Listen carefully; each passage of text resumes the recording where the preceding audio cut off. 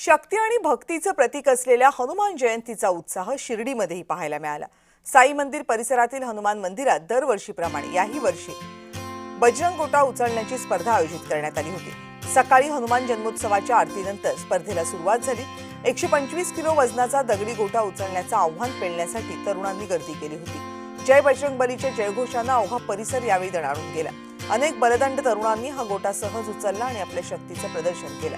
या स्पर्धेनंतर पारंपरिक जोर बैठक स्पर्धेचंही आयोजन करण्यात आलं। शिर्डीमध्ये येणाऱ्या भाविकांनी या सगळ्या सोहळ्याचा आणि तरुणांच्या उत्साहाचा आनंद घेतला।